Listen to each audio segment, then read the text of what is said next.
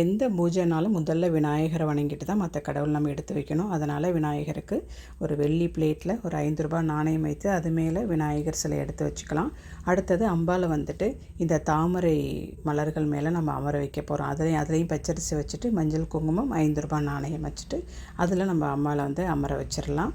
அடுத்தது பார்த்திங்கன்னா அன்னபூரணி சிலை. அதுலேயும் வந்துட்டு நம்ம பச்சரிசி வந்து ஒரு பவுலில் நிரப்பி அதுக்கு மேலே ₹5 நாணயம் வைத்து நம்ம வந்து அன்னபூரணி சிலையும் அது மேலே வச்சிடலாம். எப்பொழுதுமே வருடம் வந்து ரொம்ப கிராண்டாக கொண்டாடிட்டு இருப்பேன் வரலட்சுமி பூஜை. இந்த வருடம் வந்து வரலட்சுமி பூஜை இல்லை, அதனால் சிம்பிளாக எடுத்து வச்சு நம்ம வந்து கற்பூரம் மட்டும் காமிச்சிக்கலாம். யாருக்கும் நம்ம வந்து தாம்பூலம் கொடுக்க போகிறதில்ல. அதனால் சிம்பிளாக நம்ம வந்துட்டு சாமி கும்பிட்டுக்கலாம் அப்படின்ட்டு.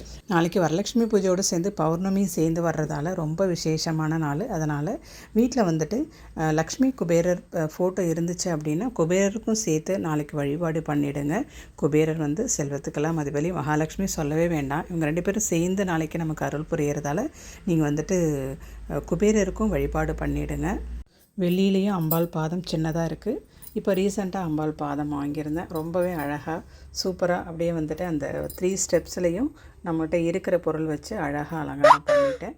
நாளைக்கு வந்து நான் அந்த கயிறெல்லாம் நோன்பு கயிறு கட்டிக்கலாம் மாட்டேன். அதை வந்து ஒரு சிஸ்டர் கேட்டிருந்தாங்க அந்த மந்திரத்தோடு.